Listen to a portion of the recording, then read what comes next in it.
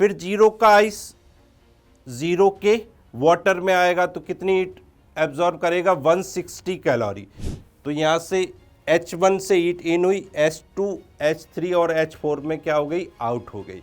जो भी हम पढ़ते हैं कंडक्शन में स्टेडी स्टेट में पढ़ रहे हैं, तो इन तीनों रॉड के लिए हमेशा कांस्टेंट क्या रहेगा, dq/dt।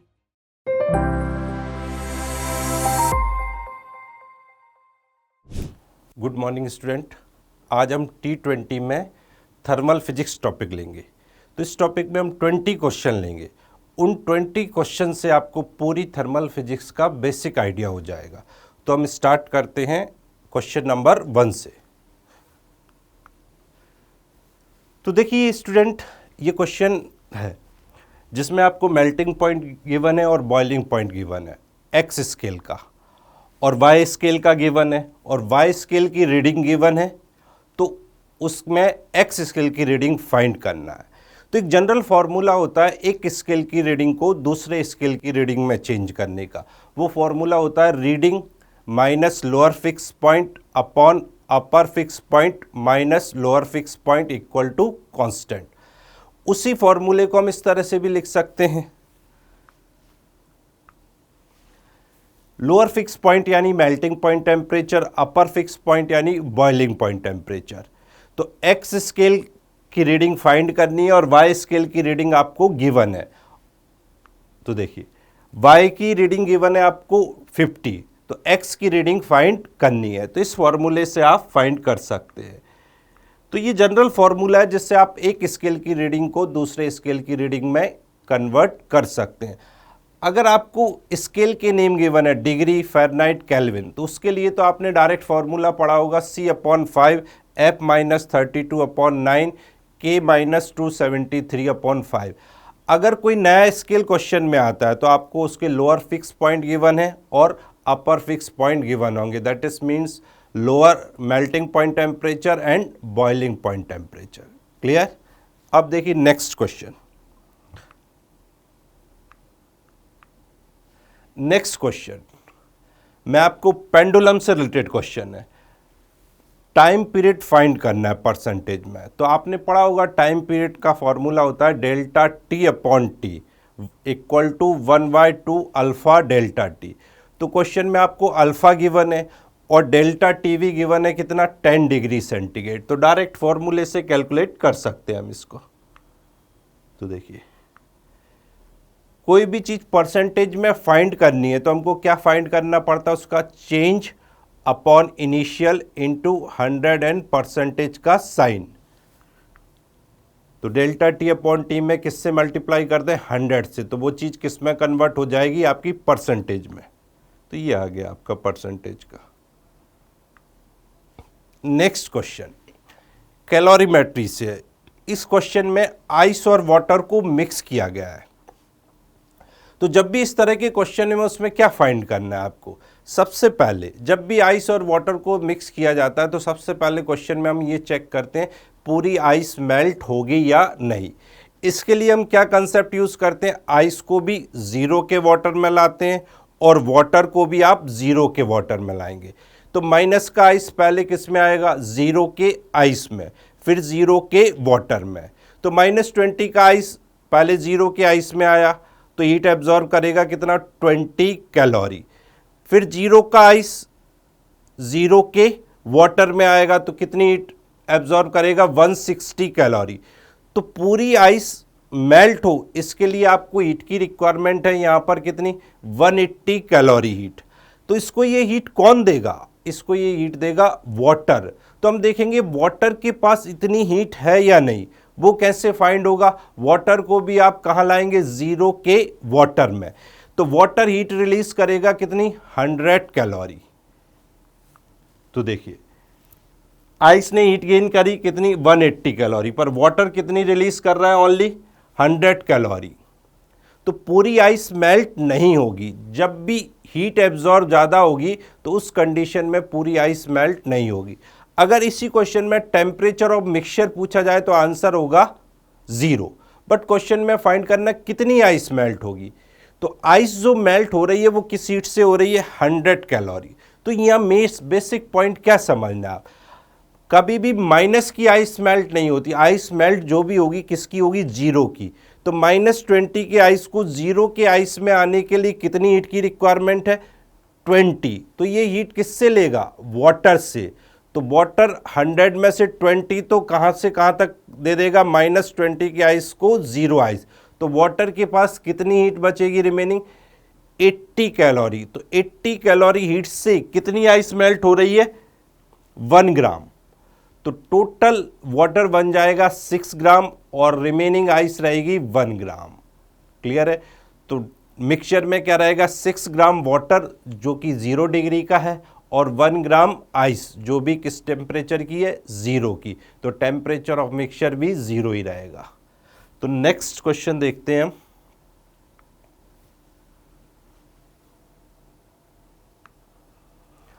ये देखिए क्वेश्चन, ये स्टैंडर्ड क्वेश्चन है।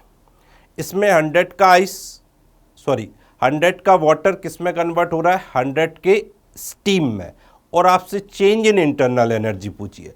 टेम्परेचर तो कांस्टेंट है but change in internal energy find करनी है। तो चेंज इन इंटरनल एनर्जी यहाँ किसके लिए यूज हो रही, इंटरमॉलिक्यूलर फोर्सेस के कारण। हीट कितनी आएगी इसमें, 54 कैलोरी। तो देखिए हीट आई इसमें 54 कैलोरी। कैलोरी को किस में चेंज किया हमने, जूल में। तो हीट की रिक्वायरमेंट तो इतनी आ गई। अब फाइंड करना है वर्क। तो वर्क फाइंड करने के लिए क्या फॉर्मूला होता है आपका, P डेल्टा V। तो P डेल्टा V से वर्क फाइंड कर लेंगे। यह आपको क्वेश्चन में गिवन है वाटर कितना है, 1 ग्राम। तो 1 ग्राम वाटर मतलब 0.1 ग्राम मतलब 0.1 सेंटीमीटर क्यूब। और स्टीम क्वेश्चन में गिवन है तो यहाँ से आपका वर्क फाइंड हो जाएगा। तो change in internal energy find करने के लिए हमारे पास कोई डायरेक्ट फॉर्मूला नहीं है। तो इसके लिए हम यूज़ करते हैं first law of thermodynamics. First law of thermodynamics होता है आपका Q equal to W plus delta U. Q given है, W गिवन है, तो इससे आप क्या फाइंड कर सकते हो, डेल्टा यू। तो ये आपका डेल्टा यू आ जाएगा। तो जब भी डेल्टा यू फाइंड करना है तो हमको इस क्वेश्चन में Q और W फाइंड करना पड़ेगा। डेल्टा यू का हमारे पास कोई डायरेक्ट फॉर्मूला नहीं है। अब देखिए ये क्वेश्चन है, कंडक्शन का क्वेश्चन है। तो आपको जंक्शन टेम्परेचर फाइंड करना है। जब भी जंक्शन टेम्परेचर फाइंड करना होता है तो क्या कंसेप्ट लगाते हैं, किरचॉफ लॉ। किरचॉफ लॉ क्या होता है, जंक्शन पर आने वाली करंट इक्वल टू जाने वाली करंट। तो यहाँ करंट का कंपैरिजन हम क्या किससे करते हैं, हीट फ्लो से। तो जंक्शन पर आने वाली हीट का फ्लो इक्वल टू जाने वाली। तो यहाँ से हम बोलेंगे 100 से हीट इन हो रही है और 80, 60 और 0 पर क्या हो रही है, आउट हो रही है। तो यहाँ से H1 से हीट इन हुई, H2, H3 और H4 में क्या हो गई, आउट हो गई। तो इसका फॉर्मूला आपने पढ़ा है हीट फ्लो का, dQ upon dt equal to T1 minus T2 upon RH। और RH मतलब क्या होता है, L अपॉन K। तो L अपॉन K तो पूरी रॉड के लिए क्या है, कांस्टेंट। तो यहाँ से आप क्या निकाल सकते हैं, जंक्शन टेम्परेचर। अब जंक्शन टेम्परेचर फाइंड करना है तो हमने बोला जंक्शन पर आने वाली हीट का फ्लो और जाने वाली। आप हीट का फ्लो कहीं से कहीं पर भी ले लें तो भी आंसर आएगा, बट डिफरेंस उसमें क्या होगा, जैसे डायरेक्शन लेंगे उसके अकॉर्डिंग ही आपको क्या डिसाइड करने पड़ेंगे यहाँ पर, T1 एंड T2। क्लियर है। तो देखिए नेक्स्ट क्वेश्चन हम देखते हैं। ये भी देखिए कंडक्शन का क्वेश्चन है। ये 2 रॉड किस में ऐड है, सी पैरेलल में। तो पैरेलल में ये जब रॉड ऐड है तो क्या फॉर्मूला होता है, dQ upon dt equal to KA T1 minus T2 upon L। तो ये KA अपॉन L को हम लिखते हैं 1 अपॉन RH। तो यहाँ से फॉर्मूला आ जाएगा T1 minus T2 upon RH। तो इन 2 रॉड के लिए हम RH क्या कर लेंगे, फाइंड करेंगे। तो देखो थर्मल करंट का फॉर्मूला हम बोल सकते हैं टेम्परेचर डिफरेंस अपॉन RH। तो RH क्या होता है, पैरेलल में 1 upon R equivalent equal to 1 upon R1 plus 1 upon R2। तो 1 अपॉन R1 आपका ये आ गया और 1 अपॉन R2 ये आ गया। यहाँ पर एक ही बात करें तो एक हीट फ्लो के लिए क्या होगा ए स्क्वायर, और लेंथ भी क्या होगी इसकी ए, तो K1 K2 इंटू ए, और K1 प्लस K2 इंटू ए करेंगे तो आपका आ जाएगा 3 वॉट पर केल्विन, और थर्मल करंट आ जाएगी आपकी कितनी, टेम्परेचर डिफरेंस इंटू 3 से मल्टीप्लाई कर देंगे, तो यहाँ से आपने 1/RH की वैल्यू क्या कर ली, फाइंड कर ली। क्लियर है। नेक्स्ट क्वेश्चन देखते हैं। जैसे अब देखिए ये क्वेश्चन है, इस क्वेश्चन में भी कंडक्शन से रिलेटेड है। इस क्वेश्चन में क्या शो हो रहा है, इस ग्राफ में एरिया कांस्टेंट है, इसमें एरिया क्या हो रहा है इंक्रीजिंग, और इसमें आपका एरिया डिक्रीजिंग। तो यहाँ पर भी हीट फ्लो का फॉर्मूला होता है dQ/dt KA माइनस dt/dx। तो जो भी हम पढ़ते हैं कंडक्शन में स्टेडी स्टेट में पढ़ रहे हैं, तो इन तीनों रॉड के लिए हमेशा कांस्टेंट क्या रहेगा, dQ/dt और K। तो यहाँ पर रिलेशन देखेंगे एरिया और टेम्परेचर ग्रेडियंट में। तो फर्स्ट ग्राफ था उसमें एरिया क्या था, कांस्टेंट, एरिया कांस्टेंट है, K कांस्टेंट है, dQ/dt कांस्टेंट है, तो टेम्परेचर ग्रेडियंट भी आपका क्या हो गया, कांस्टेंट। बट सेकंड में एरिया वेरिएबल है, तो यहाँ रिलेशन आ रहा है एरिया और टेम्परेचर ग्रेडियंट में कैसा रिलेशन है, इन्वर्सली। तो एरिया इंक्रीज होगा तो टेम्परेचर ग्रेडियंट क्या हो रहा है आपका, डिक्रीज। यहाँ पर देखिए एरिया डिक्रीज हो रहा है तो टेम्परेचर ग्रेडियंट इंक्रीज, तो इसके अकॉर्डिंग आप ऑप्शन में आंसर फाइंड कर सकते हैं।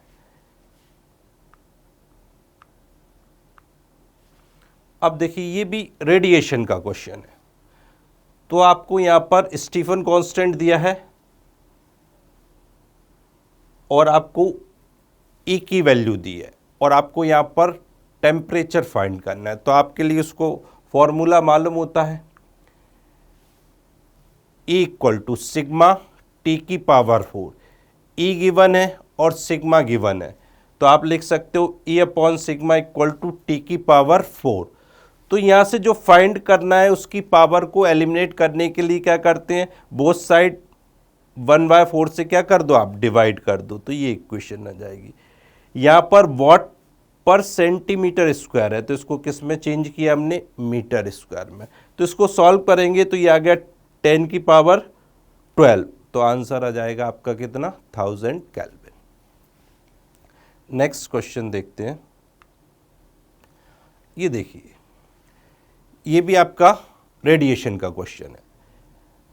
बॉडी का टेम्परेचर क्वेश्चन में गिवन है 40 डिग्री से 24 डिग्री सेंटीग्रेड हो रहा है, कितने मिनट में, 4 मिनट में, और सराउंडिंग टेम्परेचर आपको गिवन है 16 डिग्री सेंटीग्रेड।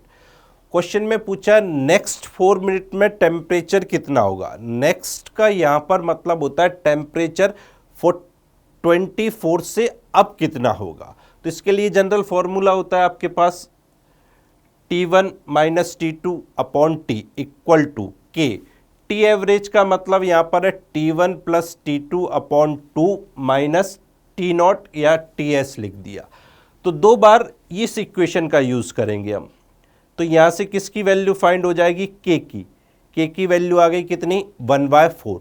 अब सेकेंड कंडीशन में क्या होगा, 24 से अब बॉडी का टेम्परेचर कितना हो गया, तो क्या लिखा जाएगा, 24 माइनस T, टाइम कितना है 4, K की वैल्यू यहाँ पर रखेंगे 1/4, और एवरेज टेम्परेचर कितना होगा आपका, T प्लस 24/2 माइनस 16। तो इसको सॉल्व करेंगे तो T की वैल्यू आ जाएगी आपकी 56/3 डिग्री सेंटीग्रेड। क्लियर है। तो नेक्स्ट का मतलब यहाँ पर क्या होता है, 424 के बाद अब टेम्परेचर कितना हो गया है। कभी कभी स्टूडेंट यहाँ क्या करते हैं, डायरेक्ट 8 मिनट ले लेंगे और 40 से डायरेक्ट T ले लेंगे। ऐसा नहीं कर सकते। क्यों नहीं कर सकते, क्योंकि हर 4 मिनट में average temperature rate of cooling क्या होगी, चेंज होगी, क्योंकि एवरेज टेम्परेचर चेंज हो रहा है तो एवरेज रेट ऑफ कूलिंग भी चेंज होगी। तो नेक्स्ट क्वेश्चन देखें। अब देखिए यहाँ पर बॉडी का टेम्परेचर गिवन है आपको, और वेवलेंथ कितनी गिवन है, 3, और आपको मैक्सिमम एनर्जी फाइंड करनी है। तो मैक्सिमम एनर्जी के करस्पॉन्डिंग वेवलेंथ फाइंड करेंगे हम। कभी कभी क्वेश्चन में क्या डाउट हो जाता है स्टूडेंट को कि जिसकी वेवलेंथ कम उसकी एनर्जी ज़्यादा, बट यहाँ पर ऐसा नहीं है। वो तब होता जब टेम्परेचर भी कितने गिवन होते हैं आपको क्वेश्चन में 3, या एक टेम्परेचर गिवन है और उस टेम्परेचर की कितनी वेवलेंथ गिवन है आपको 3। तो आपने एक फॉर्मूला पढ़ा है lambda M T equal to B. तो यहां पर लैम्डा एम को क्या बोलते हैं? Wavelength corresponding to maximum energy. तो यहां से हम लैम्डा एम फाइंड कर सकते हैं क्योंकि हमको क्वेश्चन में क्या गिवन है? टेम्परेचर गिवन है और बी गिवन है। तो जो लैम्डा एम आएगा उसी पर हमको क्या मिलेगी? Maximum energy. तो देखिए lambda M B upon T.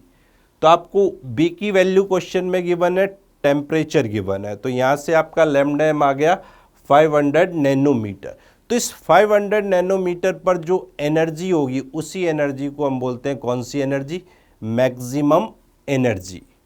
तो इस वेवलेंथ की एनर्जी कितनी दी है? U2। तो U2 कौन सी एनर्जी होगी? Maximum energy. अब कभी कभी डाउट हो जाता है किसी स्टूडेंट को, सर U1 और U3 में कौन ज़्यादा होगी?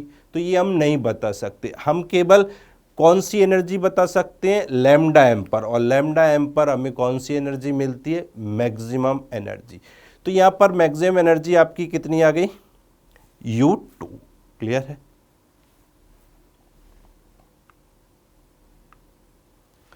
अब देखिए ये ग्राफ दिया आपको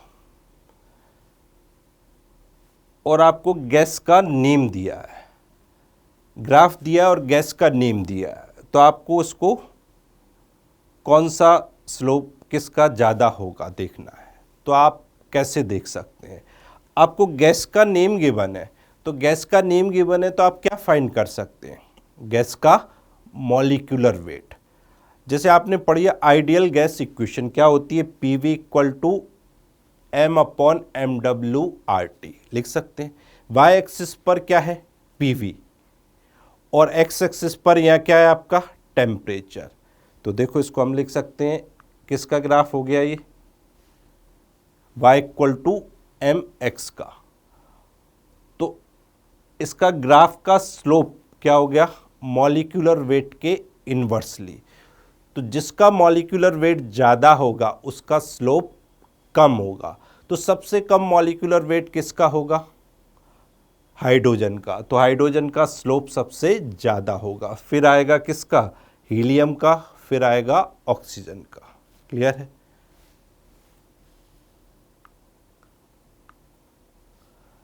अब देखिए एस्केपिंग कंडीशन से रिलेटेड क्वेश्चन है। तो वो पूछा है इस क्वेश्चन में, किस टेम्परेचर पर हाइड्रोजन गैस का VRMS अर्थ के एस्केप वेलोसिटी के इक्वल हो जाएगा? तो हम यहाँ क्या फॉर्मूला लगाएंगे? VRMS equal to V escape. But इस क्वेश्चन में क्या देखना है? या R की वैल्यू आप किस यूनिट में ले रहे हो? SI यूनिट में। तो यहाँ पर मॉलिक्यूलर वेट भी किस यूनिट में लोगे? SI यूनिट में। तो यहाँ पर मॉलिक्यूलर वेट को हम लिखेंगे 2 × 10⁻³ और सॉल्व करेंगे तब ये रिलेशन आ जाएगा। कभी भी क्वेश्चन सॉल्व करते हैं तो बेसिक कंसेप्ट क्या देखते हैं? बोथ साइड की यूनिट क्या होनी चाहिए? सेम। यहाँ पर RSI यूनिट में ले रहे हैं तो VRMS किस यूनिट में आएगा? मीटर पर सेकेंड में। तो V एस्केप भी किस में आएगा? मीटर पर सेकेंड में। तो इस किलोमीटर पर सेकेंड को हम किस में चेंज करेंगे? मीटर पर सेकेंड में। अब किसी इक्वेशन में से रूट हटाना है तो बोथ साइड क्या करेंगे? हम इसका स्क्वायर करेंगे। बोथ साइड स्क्वायर करेंगे तो सॉल्व करेंगे तो आपका ये आंसर आ जाएगा। अब देखिए नेक्स्ट कंडीशन। नेक्स्ट में किससे रिलेटेड है? Energy, internal energy.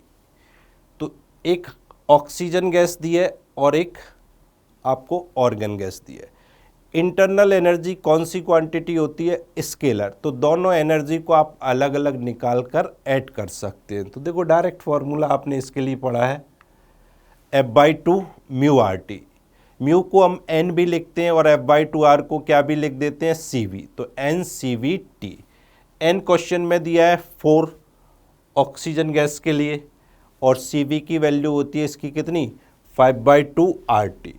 तो ऑक्सीजन गैस की इंटरनल एनर्जी आ गई आपकी कितनी 10 RT।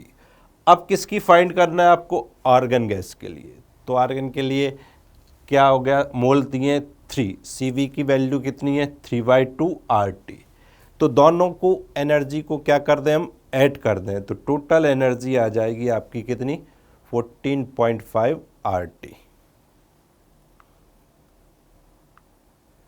अब देखिए जैसे ये क्वेश्चन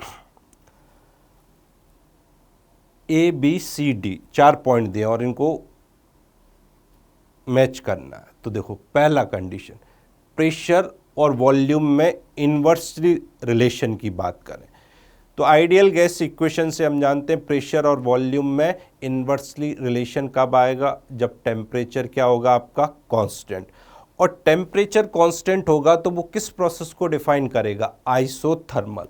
तो ए का आंसर क्या आएगा 3rd। अब देखिए सेकंड में लिखा है हीट एब्जॉर्ब, इंटरनल एनर्जी और वर्क में यूज हो, तो मतलब हीट का कुछ पार्ट कहाँ जा रहा है इंटरनल एनर्जी में और कुछ पार्ट वर्क में, तो वो प्रोसेस होता है आइसोबारिक। आइसोबारिक प्रोसेस में हीट का कुछ पार्ट वर्क में जाता है और कुछ पार्ट इंटरनल एनर्जी को चेंज करने में, चेंज बोलें या इंक्रीज करने में। तो ये बी का ऑप्शन होगा कौन सा आइसोबारिक प्रोसेस। सी में देखिए हीट इज नाइदर एब्जॉर्ब और रिलीज बाय द सिस्टम, तो एडियाबैटिक प्रोसेस में हीट ना तो एब्जॉर्ब होती है ना रिलीज होती है, तो इसका आंसर कौन सा जाएगा adiabatic. Work is done no work done, तो वर्क डन कौन से प्रोसेस में नहीं होता, वो होता है आइसोकोरिक प्रोसेस जिसमें वॉल्यूम कांस्टेंट है, तो वर्क डन 0 होता है। क्लियर है। नेक्स्ट क्वेश्चन देखते हैं।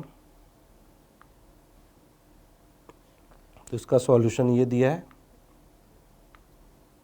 ये क्वेश्चन है। इस क्वेश्चन में आपको हीट दी है और वर्क दिया है और मोलर स्पेसिफिक हीट फाइंड करनी है, बट क्वेश्चन में क्या गिवन नहीं है, प्रोसेस का नेम गिवन नहीं है। प्रोसेस का नेम गिवन नहीं है तो हम क्या यूज़ करें यहाँ first law of thermodynamics, Q given है और W गिवन है। तो देखो Q और W से हम क्या फाइंड कर सकते हैं डेल्टा U। डेल्टा U किसके टर्म्स में आएगा फॉर्मूला हीट के टर्म्स में, तो देखो ये आ गया, तो du की वैल्यू आ गई 2/3Q और du का फॉर्मूला आप जानते हैं म्यू CV dt या डेल्टा T, और हीट का फॉर्मूला क्या होगा म्यू C डेल्टा T। तो यहाँ से म्यू डेल्टा T कैंसिल हो जाएगा और CV कौन सी गैस है मोनो एटॉमिक, तो CV की वैल्यू आपकी यहाँ क्या है 3/2R। तो सॉल्व करेंगे तो ये आ जाए। तो जब भी आपको प्रोसेस का नेम गिवन नहीं है तो हम क्या लगाएंगे यहाँ पर फर्स्ट लॉ, तो उससे हम आंसर फाइंड करेंगे। अब देखिए ये क्वेश्चन है, ए से कहां जा रहे हैं इस क्वेश्चन में आप बी पर, ए से बी पर जा रहे हैं, तो तीनों कंडीशन में क्या सेम रहेगा इसमें चेंज इन इंटरनल एनर्जी। तो किस प्रोसेस में हीट ज़्यादा है ये पूछा है, तो हीट किस पर डिपेंड करेगी वर्क पर, क्योंकि डेल्टा U तो सेम है। फर्स्ट लॉ ऑफ थर्मोडायनेमिक्स हमारा क्या होता है Q = W + डेल्टा U।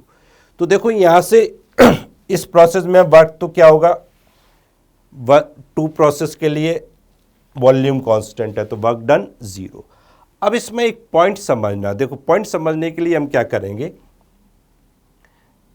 जैसे हमने इसके 2 पार्ट कर दिए, यहां से यहां तक जा रहे हैं ए में, तो वॉल्यूम क्या हो रहा है डिक्रीज, तो इसका वर्क डन कैसा आएगा नेगेटिव, और ऊपर वर्क डन कैसा आएगा पॉजिटिव, ये वाला एरिया। तो आपसे पूछा जाए ए से बी 1 प्रोसेस से जा रहे हैं तो नेट वर्क डन कैसा आएगा पॉजिटिव। देखिए इसमें पॉइंट समझना, ये वाला वर्क डन आपका कैसा होगा नेगेटिव, ऊपर वाला वर्क डन पॉजिटिव। देखो यहां से यहां तक जा रहे हैं तो वॉल्यूम डिक्रीज और यहाँ वॉल्यूम इंक्रीज, तो इसमें वर्क डन नेगेटिव और इसमें वर्क डन पॉजिटिव, तो पॉजिटिव वाला वर्क डन ज़्यादा है, इसलिए हम बोल सकते हैं वन पाथ में वर्क डन कैसा मिलेगा, पॉजिटिव। टू पाथ के थ्रू जा रहे हैं तो वॉल्यूम कांस्टेंट है तो वर्क डन 0। अब थ्री पाथ के देखें, यहां से यहां तक वॉल्यूम इंक्रीज हो रहा है तो ये वर्क डन क्या होगा, पॉजिटिव, बट यहां से यहां जाए तो ये वर्क डन कैसा आएगा आपका, नेगेटिव। तो यहां net work done three path के लिए कैसा है, नेगेटिव। तो देखो वन पाथ के लिए वर्क डन 0, पॉजिटिव, 2 के लिए 0 और 3 के लिए नेगेटिव। तो डेल्टा यू तीनों के लिए क्या है, 0। तो जिस प्रोसेस में वर्क डन ज़्यादा होगा तो उसमें हीट भी ज़्यादा होगी। तो देखो इसमें देखो फर्स्ट में वर्क डन पॉजिटिव, सेकंड में 0, थर्ड में नेगेटिव, तो हीट भी किस में ज़्यादा आएगी आपकी, फर्स्ट में, फिर सेकंड में और फिर थर्ड में। क्लियर है। अब देखिए ये क्वेश्चन, इस क्वेश्चन को समझना, जैसे ये डिफरेंट टाइप का क्वेश्चन है, आपको यहाँ ग्राफ किस में दिया, प्रेशर और टेम्परेचर में, और प्रोसेस का नेम दिया है एडियाबैटिक प्रोसेस। तो सबसे पहले क्वेश्चन सॉल्व करने के लिए हम क्या कंसेप्ट यूज करेंगे, यहाँ पर देखो आपको प्रेशर और टेम्परेचर में एडियाबैटिक प्रोसेस के लिए फॉर्मूला मालूम होना चाहिए। तो आपके पास क्या फॉर्मूला है, P1 माइनस गामा टी की power gamma equal to constant. उसी फॉर्मूले को यहाँ किस फॉर्मेट में लिखा है हमने, देखो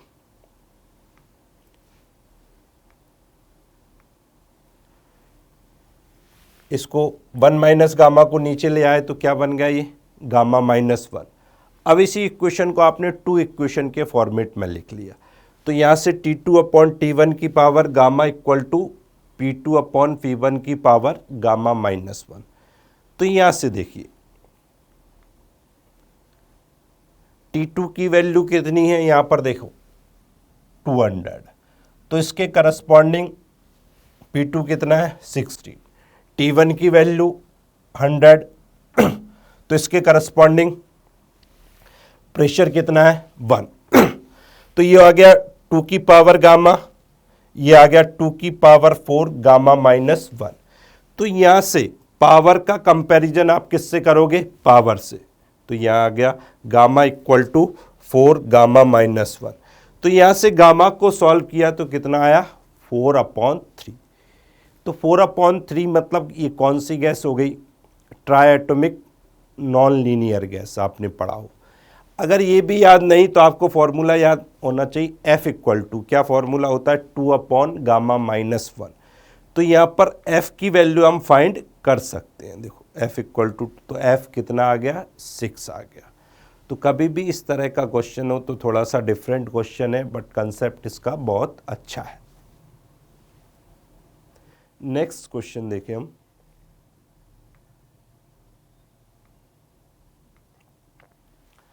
ये एक ग्राफ को दूसरे ग्राफ में कन्वर्ट करना है। क्वेश्चन देखने में तो टिपिकल लगता है, बट हम जब भी इस तरह के क्वेश्चन होते हैं तो उसको डायरेक्ट हम ऑप्शन से फाइंड करते हैं। ऑप्शन से देखो कैसे फाइंड करें। इस क्वेश्चन में ए से बी प्रोसेस में आपको क्या दिख रहा है, प्रेशर कांस्टेंट।